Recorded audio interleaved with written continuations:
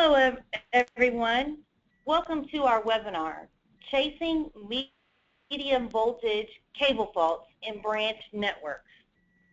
My name is Faith Gladden, and I'm the Marketing, Meetings, and Events Planner for Megger North America.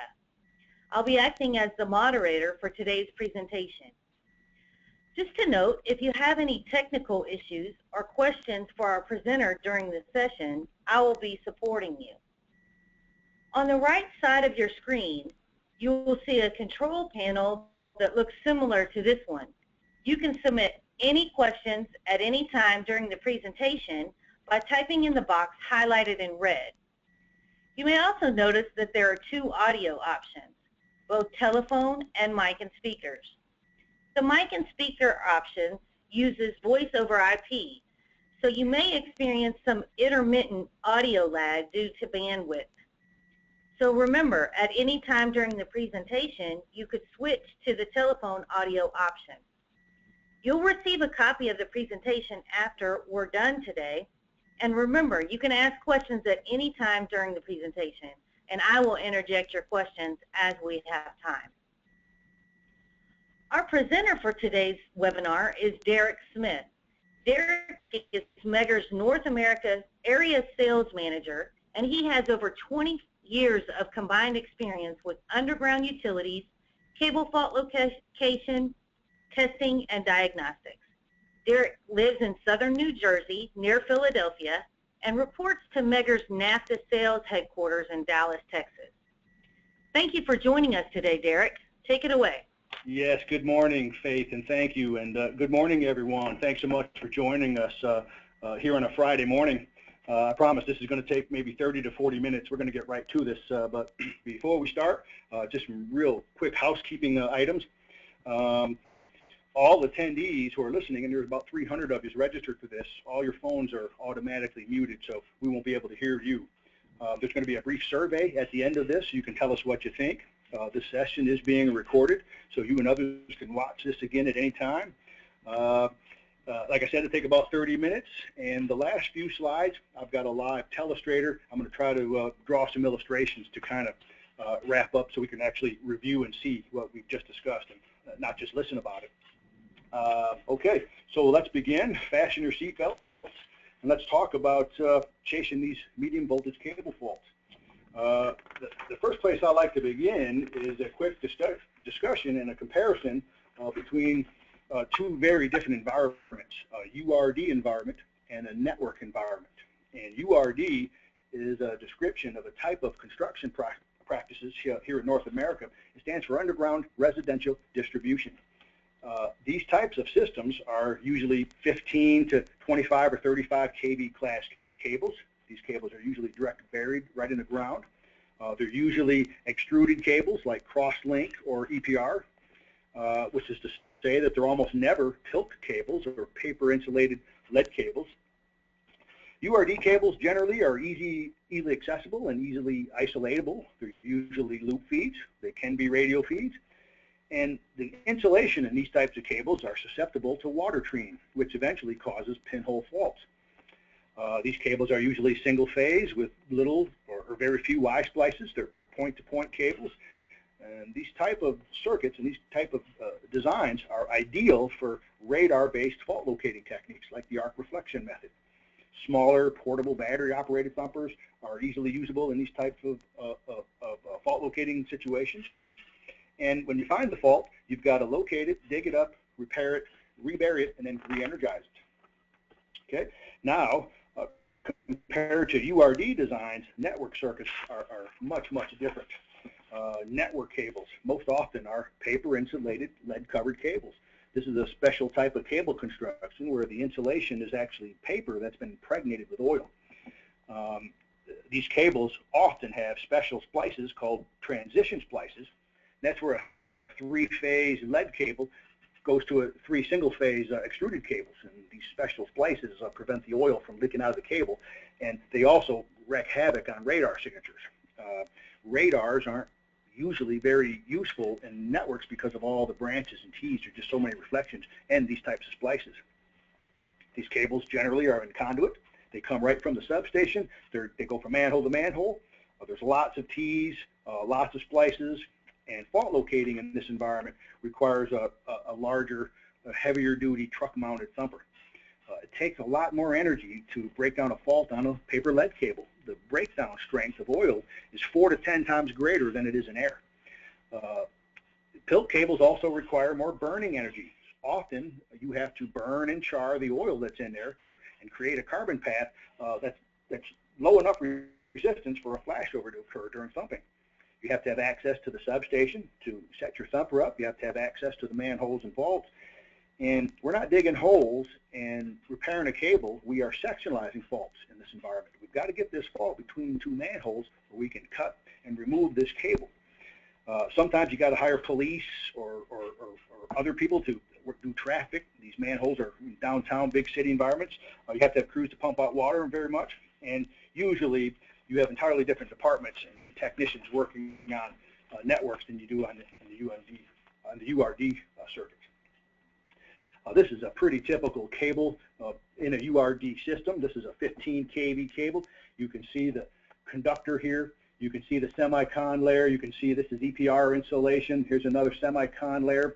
Here's the shield, and this cable is jacketed. Sometimes these cables are unjacketed, but this is pretty typical. And usually they're directly buried, trenched right into the ground, and usually they're just single phase. Now, if you look at network cables, pilt cables, there's a couple of very important designs here. This one here is called a belted cable. And what's unique about this is each conductor shares a common concentric neutral. If you look at this cable here, A phase, B phase, and C phase, they all share one neutral. In this cable here, that neutral will be the lead.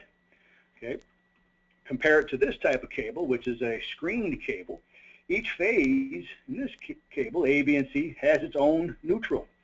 And this is very important for the technician to understand this difference. The thumper operator must know the difference because they each require their own connection scheme for the thumper's high voltage and high voltage return cables. If you're testing this cable here, A phase, your high voltage cable goes on the conductor and your high voltage return cable goes on its own neutral. If you've got it hooked up to the lead or to the wrong neutral, it makes a big difference on images and the performance of this and your success in finding this. So there's the belted cable. It has a common neutral on the outside, and there's a screened cable where each phase has its own neutral. Okay. Now, what are we trying to do here? What's going on? Let's talk about this briefly. Here it is in an eggshell. To find cable faults in a branch network, a thumper or an impulse generator is connected at the substation to the de-energized and isolated cable. If and when the thumper successfully flashes over at the fault, the sudden flow of current creates a distinct and detectable electromagnetic signal along the length of this cable. With a galvanometer or an impulse detector, it's possible to pre-locate or sectionalize the fault between the nearest two manholes or the two nearest grounds. The crews pull out the old cable from the conduit, they replace it with a new cable, splice it back together. It sounds like a pretty simple process, but there's really a lot to this. Okay. First of all, some notes about thumpers. The thumper must be sized properly to handle these types of cables. You need a lot more energy to flash over through oils, and some of these circuits are very, very long, which really increases the capacitance of this cable. You simply cannot use small, portable, battery-operated thumpers in these environments. They're just not powerful enough. Multi-stage thumpers are better and more convenient than single-stage designs. Typical ranges 8, 16, and 32 kV, very common. The advantage of this is that it provides maximum energy at lower voltages, and we'll discuss this here in the next slide or two with a nice chart. Make sure that your thumper, your filters, the cable rack, the truck frame, the truck body, all of these need to be commonly bonded and professionally installed. There shouldn't be resistances between all those. Okay? Single point grounding is what we preach here. Always start at the substation and work outwards from there. You should hook up there, take your thumper there, and consider, since you're at the substation, always start with the arc reflection method. It's not generally the best technique for PILT or lead cables or networks, but sometimes you'll find that the fault is on that first section of cable leaving the substation before they're any branches and tees in it. And if that's where the fault is, we'll probably find that very quickly. You've found that fault in a couple of minutes instead of a couple of days. Okay, for best results from your thumper, remember these 3 simple tips. Do not thump through your arc reflection filter. The filter is there to choke the thumper energy to protect the radar when you're using arc reflection method. If you're choking all the signal from your thumper by thumping through the filter, you're not putting that energy on the cable where it belongs. Secondly, make sure that you try to select the lowest possible range to achieve a flashover at the fault, and be at the maximum of that range when you can. If you have a multi-stage unit and you're in the 0 to 8 kV range, you should be thumping at 8 kV, 100% of that range. It's much better than being in the 0 to 16 kV range, but thumping it at 50% at 8 kV, the energy level is actually a quarter. And we'll show that here in just a moment. And I've seen this often too. Don't try to thump too quickly. If you try to thump every 3 or 4 seconds, there's a chance that the capacitors might not fill up completely before it releases the shot. Give it 8 to 10 seconds, 8,000 volts, at 3,500 joules, 16,000 volts. It takes a while to charge up those big balloons that are inside that thumper. So those are just 3 quick tips. Pictured here is just a typical thumper setup here. We have the surge generator here. We have a radar sitting on top of it. We have the arc reflection filter sitting next to it. There's a 100-foot cable reel behind it. And all this, it's maybe a little hard to see in this photo, but it's all mounted very neatly and tightly on a regular pallet. This unit can be moved in and out of vehicles. We use it for demos and for traveling around, so it's a real nice setup here. This is optimized for network fault locating. 3,500 joules, 3-stage design. But this is just one example. Megger has lots and lots of product, a wide range. This is just a quick photo that I added to this presentation here. Now here's the chart that I was referring to a moment ago. This compares the difference between single-stage designs and multi-stage designs. Even Megger and Biddle make a single-stage 7,500 joule thumper. And you can see from this chart here, here's joules on the left side, and here's kV along the bottom. And at 25 kV, this unit here offers 7,500 joules. The problem with this is you have to thump at 25 kV in order to get this. Most networks, in the United States at least, are in the 15 kV range. Most thumping is done around the 7 or 8 kV range. Putting 25 kV on a cable that operates at 7,600 volts doesn't make a lot of sense. So what people do is they turn the voltage down. You turn the voltage down to 8 kV, you're putting less than 1,000 joules of energy on that fault. The advantage of having a multi-stage design here is here's an 8 kV range that gives 3,500 joules. Here's the 0 to 16 kV range, also at 3,500 joules.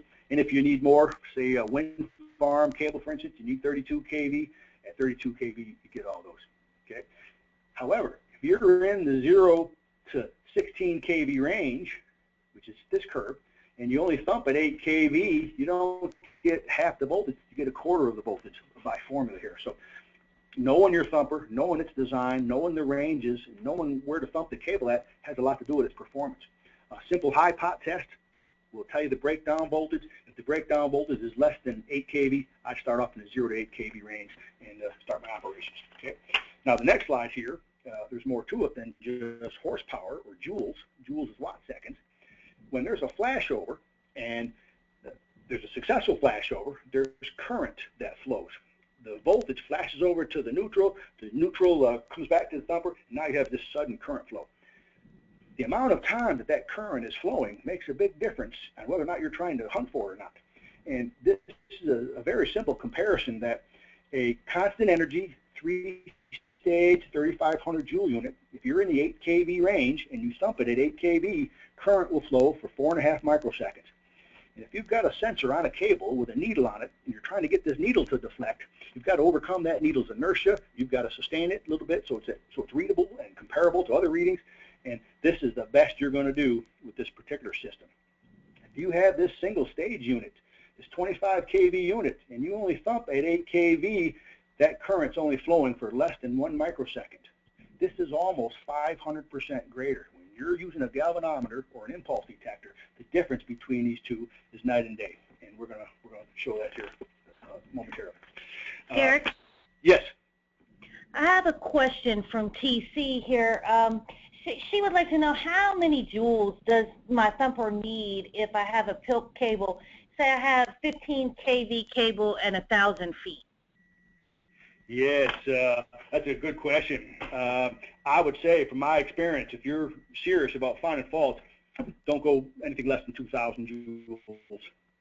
1,500 might be enough, but that might be the bottom end, depending on how often you're going to use it, how much it costs. But in my opinion, 2,000 and above if you're working on PILT cables. Excellent, thank you. Yes. So we can go ahead. I think that's, we'll wait for a little bit more. For the audience, if you have any questions, feel free to ask them at any time, and we'll interject with your questions as appropriate. Thank you. Oh, great, thank you. Okay, now let's chat for a moment about galvanometers and impulse detectors, and what are these things? Well, I pulled up a couple of photos off the internet here, and this is some pretty small writing. I wasn't expecting you all to read all this. I like looking at this photo in the middle here because it shows it pretty clearly. It's a pretty simple device. You have an iron core, magnetized core with a north and a south pole here. It's curved to make the magnetic field uniform. There's another iron core on a pivot in the middle here with wire wrapped around it. And you can see the two ends of the wire here come out. And when you take this sensor, and here's one picture here on the right here, you take that sensor and you put it on a cable, and when it thumps and flashes over, it creates a magnetic field. And that magnetic field goes through these wires. The current flowing through a wire creates a magnetic field in here, and depending on which direction the current is flowing, this needle could either move to the left or to the right. Okay? The current goes one way, it's going to deflect one way. If it reverses, it's going to reflect the other way.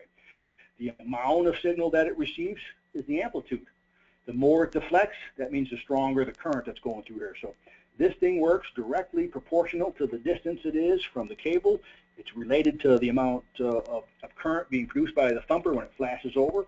A lot of things. Okay? And you can see that this one has an arrow on it that somebody drew a marker on, and it says truck. The arrow on these devices always points toward the truck. Okay? Some other notes about galvanometers. Galvanometers detect three things. Okay? The presence of current, the direction of the current flow, and the amplitude of the magnetic field around flowing current. Okay? These three things. When there's a flashover at the fault, current flows, okay, and it causes this needle to move. And again, it's directly proportional to where the sensor is. There's a big difference between holding the sensor a foot above the cable or 2 foot above the cable, or putting it right on the cable. Okay, when you're trying to pick up current, you want to be right on that cable.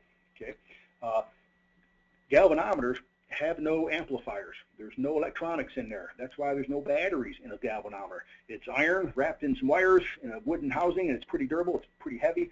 They've been around a long time. As long as cables have been around, galvanometers were invented probably not too long after it to help with these things. Megger has a product called the electromagnetic impulse detector, and this is the device that's pictured here. This is the amplifier, the control unit. This does have a 9-volt battery in it. There is amplification, there is gain control here, and this is the sheath coil. The bottom of this coil is curved, so that's easy to place directly onto the cable. And you may not be able to see it too well, but there is an arrow on this. And remember that the arrow should always point toward your thumper, always point toward your surge generator or the substation. Okay? These are very popular. These have been around a long time. It's very easy to field test these also. You can take a D-cell battery with a little copper wire and just make a simple connection and put that wire next to this coil here, and you can adjust this gain so you can actually see that needle deflecting. It's pretty simple to use, but I would say that probably half of the folks that I've met out in the field that use this product didn't understand what it was doing. They were using it the wrong way, and I'm going to explain that a little in a few more slides. I'll explain it more thoroughly. Here is a close-up picture of the impulse detector. You can see the mode selector switch here. We've got impulse and trace mode selected. This other mode here is if you buy an optional or an independent probe, you can use this same device to find sheath faults in direct buried cables. But when you're chasing current in networks and manhole systems, you want to be in this impulse and trace mode. Of course, that's a picture of a needle. You've all seen a needle before. Here's the gain control knob, and the scale is 0 to 100,000. Okay. There's lots of types of these. Lots of companies make these. These have been around a long time. Lots of them are even homemade. Here's some photos I took of some customers that have had these forever. One of their old technicians who's long since retired built this, 30 years ago, and it still works for them. But they all do the same thing. They're all trying to detect that magnetic field that's created during thump operations. Here's a customer that took his own impulse detector and he custom modified it. He has submarine cables, and when there's faults underwater on the bottom of the sandy, in the bottom of rivers and these crossings, they took their sensor, and you see the next slide here. They took this sensor and they put it in a piece of PVC piping, and they taped it up and sealed it up. They gave it some weight, and they replaced the string, the cord, with this long yellow cord here, and that gives them, 80, 90 feet of cable length. And they take this unit out in the boat with them, and they drag this sensor along the bottom of the water so they can determine where the fault is. And they do this because they have to hire a dive team to go do the repairs. And if the dive team also has to do the fault locating, it just takes longer and it's more expensive. If they can tell the dive team that fault is 400 feet off of this point here, it's a huge savings in time and cost. Okay. No matter who makes it, no matter what you're trying to accomplish with it, no matter how old it is, these devices all work the same way. They all have one very important thing in common. Okay, they're only as good as the test cable that you're testing and how well that cable is bonded. Okay, the better the test cable is bonded and grounded at every manhole, the more precise and easier this sectionalizing process becomes. During the thump's flashover, current will travel in both directions on the cable neutral, looking for a path to ground. If the grounds are missing, whether they're corroded away or they were never installed, if the grounds are missing in one manhole, this current's going to go to the next one. It's going to keep going until it finds a path to ground. Okay, and let's put all this together here. And a couple more slides. I'm going to draw a couple illustrations here, and hopefully this will all tie in together nicely. So, what do we talk about here? Step number one, you've got to have a properly sized thumper at the substation. Get it set up, make sure you understand the difference between belted cables and screen cables, and remember the thumper tips from a few slides earlier as well. Step number two, if you're using the impulse detector, we have to calibrate this impulse detector. Okay, and you do that in manhole number one, or the access point that's closest to the thumper. Okay, the arrow on the sheath coil always points towards the thumper. And the technique is this. You take the sheath coil and you put it on your test cable and start your thumper. And when it starts detecting that magnetic field, you're going to see the needle moving. You're going to adjust the gain until you start to see that needle moving in response to the thump. Now, a lot of people here think maximum needle movement is what they want. And that's the opposite. What you want to do with this gain control is turn it down so little so that the needle barely moves. Once you get that needle ticking to the right at about the maybe 1 or 2 o'clock position, then put it on the other 2 phases. And if you're picking up currents on the other 2 phases, the gain's too high. Turn the gain down, turn the gain down, turn the gain down. So you eliminate the signal on the other 2 phases, and you can barely see it ticking on the test phase. And once you find this sweet spot, don't adjust it again. Set it and forget it, because now we're going to go hunting this, and we're going to guarantee that we're not going to be chasing straight currents and chasing this current down the wrong alleyway because we're picking up signal. Set it and forget it. Okay? So, step 3. If you have blueprints or plaques or prints of your circuit, this is a real big help. If you can use these prints and if you can determine which of these manholes has Y splices in there, those are the manholes you want to open. And that's where you want to access this cable. You can test it coming in, you can test it both ways leaving. One of them is going to have current on it, the other one's not. And it's going to help speed up chasing this in the right direction and not pumping out manholes and opening vaults that have nothing to do with where this fault is. Okay, step 4, you've got to keep your eye on the needle deflection. When you test the cable, remember the last manhole you're in, did it move a lot or did it move a little? Because it's going to be pretty much the same up until you get to the fault. Okay, if you notice suddenly that the needle is banging in the other direction, you've just passed the fault because the current has changed direction. Before, the current was coming right to left. After you pass the fault, it's coming left to right, and the needle will show that. Okay. So remember, we're trying to sectionalize this fault. You're listening for the thump. If you see the needle change directions, you're listening for the noise coming down the conduit. You're using your ears, to try to use stereo hearing to figure out which direction this is in. And step 5, try using a sensitive ground microphone to help you find these sounds. Now, these devices are most typically used for URD environments, but the acoustics and the amplification of these headphones and this microphone here is outstanding. And I would argue that it's better than the traffic cone that this customer uses. Okay, that's called our digiphone. Okay, now let's talk a little bit about what goes on during a thump here. And I might have to end this show to use this pen here, but what I want to show here is here's our surge generator, SWG, surge wave generator. It's connected to this test cable here. High voltage cable is on the conductor. High voltage return is on the neutral. And what's missing here is this cable should be bonded with equipment safety ground. I'll draw that in here. But this cable is grounded here, and it's grounded here. Okay? So if this cable flashes over right here, right at this point here, current goes to my left and goes down to ground, and some of it goes to the right and goes down to ground. Okay? If there is no bonds here, if this bond is missing and this bond is missing, all I have is a cable floating and my thumper is here, all my current would flow out and all of it would flow back. I have 100% out and 100% back. That means 0. My impulse detector won't work in this situation. I have to have a cable that's bonded to direct some of this current here so that I can measure the difference between the outgoing and ingoing. Okay, and if I look at this next slide here, what I've drawn here is a very, very simple, very crude branch network, and the fault I've put down here. Okay, now obviously if you look at this cable works its way back up to the substation here. Here's manhole number 1. Here's where I'm connected.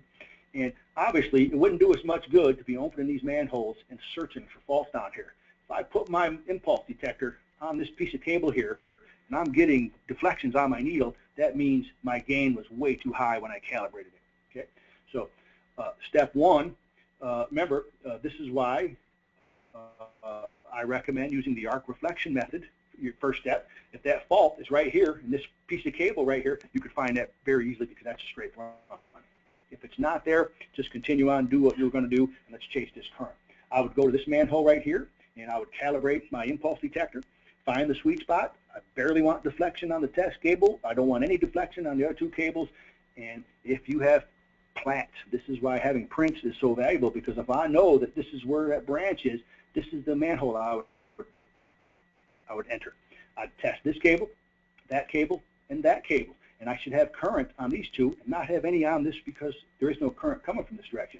And not knowing this, I might be just indiscriminately walking around, popping man, testing cables, and not really have a plan. So prints are very, very useful. Test the manholes that have Y splices, and Delta systems often have switch gear in these vaults. And sometimes they can open or close or ground or short these switches, and you can test individual cables individually at a time, not have to test the whole circuit. Those are very convenient, but again, you have to have a good set of prints to at least tell you where you're going. And this PowerPoint here, and you'll all get a copy of this, you can take this fault, and you can, oh, that's the line here, you can take this fault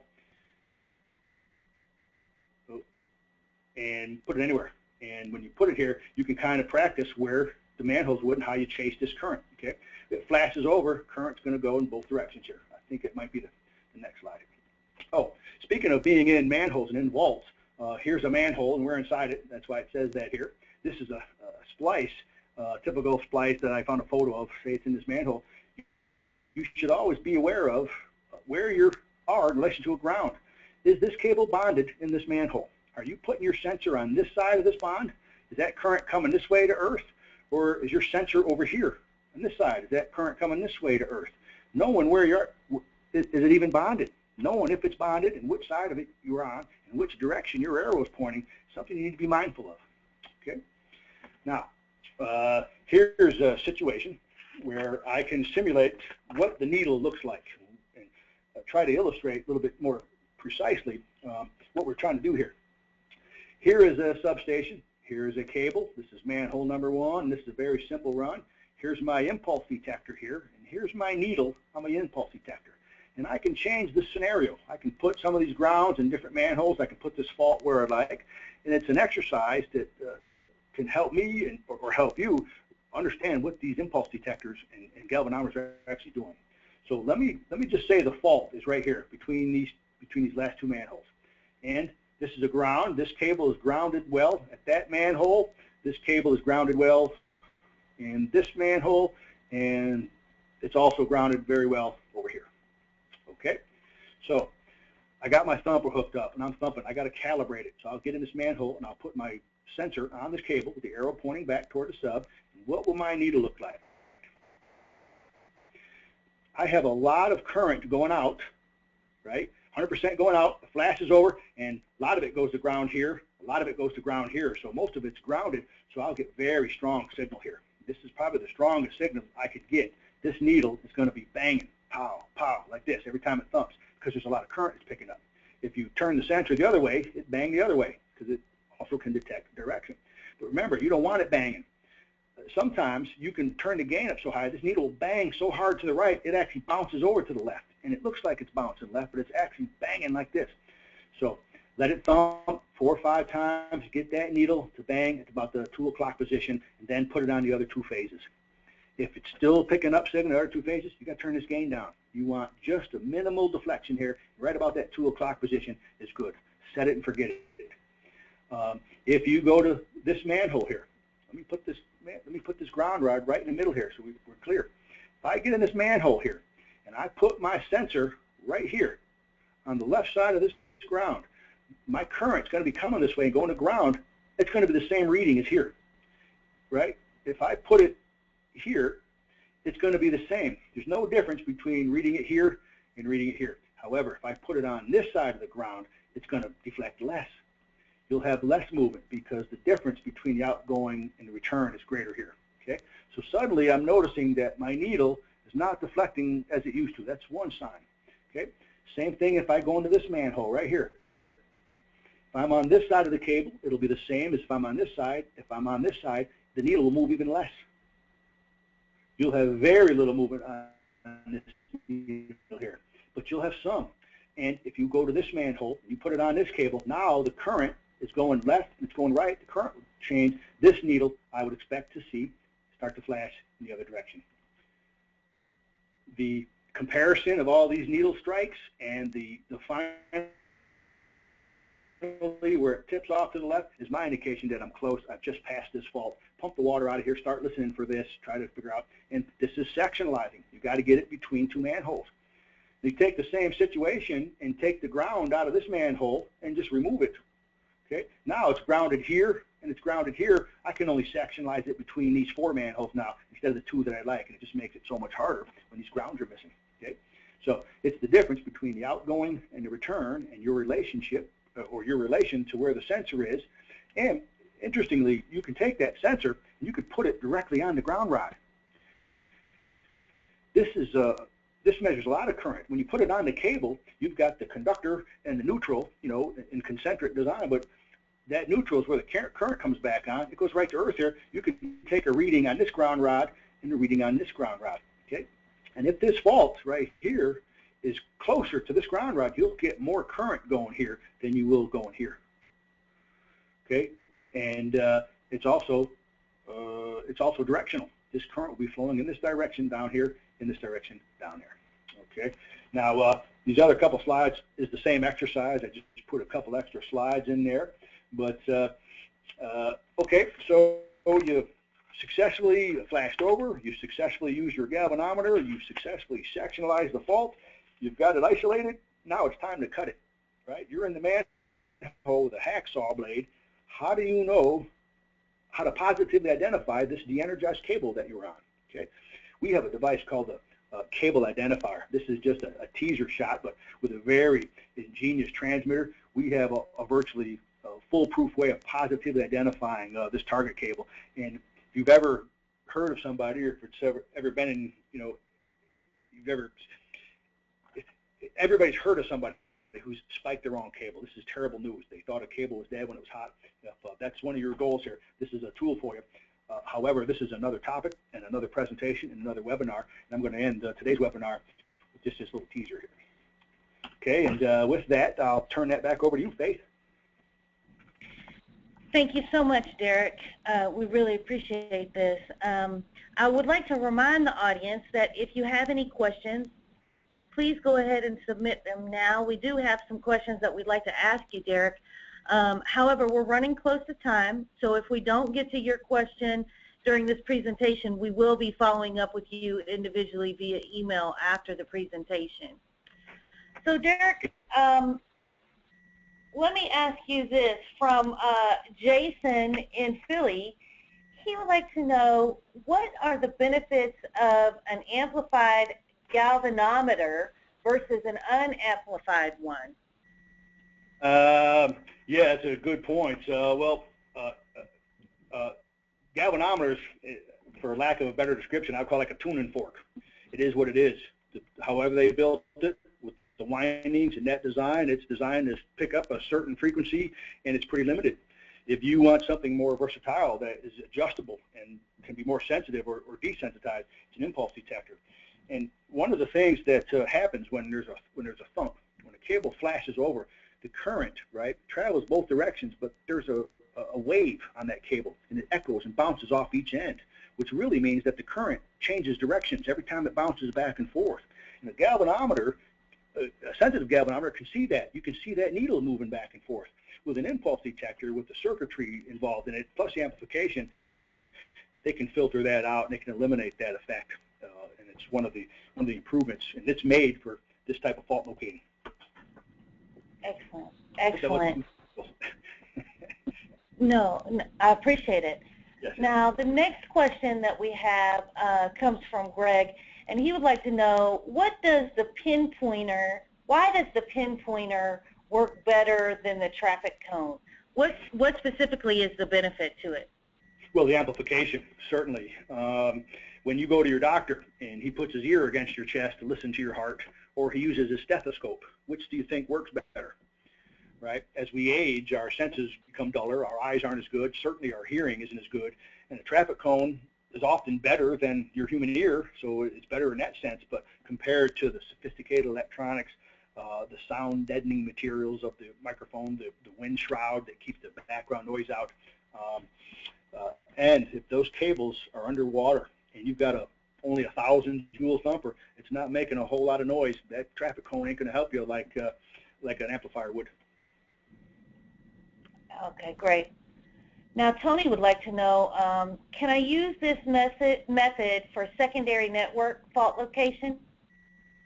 I personally have very little experience with that. I would surmise that it would have to do with the design of the cable. If it's a concentric type cable and we can flash over through it, it might work, but I'm not an expert on network cables, or excuse me, secondary cables. I doubt that he's referring to URD secondary cables, and those are triplex wires. Those are only 600-volt cables. The danger there is applying way too much voltage to those little cables, but in a network, I'm just not familiar enough to answer that probably any better. Okay, thank you, Derek. No, thank you for that explanation. Steve would like to know, how does testing differ between a single-phase cable and a three-phase cable? Well, it's kind of an open question. And if he's referring to the galvanometer or the impulse detector coil, there's not much difference. Obviously, 3 single-phase cables, it's easier to place the sensor on A phase and then move it to B and to C. If it's one cable, those 3 phases they spiral. They're not in a straight line in that cable. So it's the same technique. You just have to rotate it 120 degrees, right? A's at 120, you rotate it, there's B and C, so you calibrate it the same way. You find the test phase with the maximum deflection, and you keep tweaking that gain downward until you can't pick up the deflection on it. And then as you open other manholes down the street, you put the sensor on a cable. Sometimes it might take 2 or 3 thumps because you've got to rotate that sensor until you can pick up until it's right on top of the phase that you're testing. So that's probably the difference. Okay. Thank you, Derek. So Craig wants to know, how successful is the use of radar detection for fault locating primary network faults? Yes, radars are all about the reflection. You send a pulse down a cable, and when it experiences a change in AC impedance, some of those reflections are detectable. And on a URD cable, it's just one cable that's very simple. These deflections are very meaningful. They tell us a lot. Every time you put a branch in a cable, now you've got a T instead of a straight line, and you got more T's and more T's. Every one of those causes reflections. The energy is lost very quickly, it attenuates, and you see all these blips on the screen that we call tiger's teeth, right? Having said that, radar and arc reflection is a great technique if you've got a cable and a fault on a cable coming out of the substation. You'd be surprised, 1 out of 20 faults is in that first getaway cable from a substation. Arc reflection method with the radar will find that in minutes. You'll be on top of that fault very, very quickly. So it can be used, but the more branches you have, the more skill the user of the radar needs to be. He has to be better at interpreting what the results mean. It's not impossible. Some people are good at it, but generally it's known that these types of techniques, that's why this type of technique is called chasing current. Right? If it was easy to use radar, we wouldn't have to open manholes and go chase current. That's why we're doing it, because some of these other techniques, like URD fault locating, is not an option for us. Understood. That makes sense. Thank you. So our last question is from Paul, and he would like to know, is it good practice to thump a secondary to fault locate? No. Generally speaking, especially in URDs. These are secondary cables. Usually they're triplex, but some of the older secondary cables were a concentric design. They had 2 hot legs and the neutral wrapped around both of them. And that design lends itself to the arc reflection method, but it's the voltage is the problem. A 12,000 volt, 10,000 volt portable thumper, if a user isn't careful, can bang that cable and just poke all kinds of holes in it. Network fault locating, again, it's the cable design. This question came up earlier. I don't know if it was Tony or Greg maybe, but secondary circuits coming out of these branch networks, I'm not sure how, if they're isolatable, right? That'd be helpful to you. You can determine whether the fault was in the primary line or you can isolate it to a secondary leg. But generally, when you talk about thumping and chasing current and finding faults, we're not talking about secondaries. Excellent. Well, I believe that's about all the time that we have for questions today, but I did want to remind our audience that if you have any additional questions, we can follow up with you, or you can see Derek's email there on the screen, so feel free to reach out directly to him. We will be emailing a copy of this presentation to you in the next few days, and the recording of this session will be available on our website in 2 weeks after this presentation. When we close the webinar today, you're going to be redirected to a survey, and we would really appreciate your feedback so that we can continue to improve our future webinar sessions. I want to ask you to please be sure to check out our website for the full listing of our Testing Tactics webinar series, and these are free webinars that are offered the 3rd Friday of every month. We really appreciate you all for attending. Thank you, Derek, for an amazing presentation, and I hope that you all have a great weekend. Thank you, Faith. Nice job. Thank you, everyone. So long.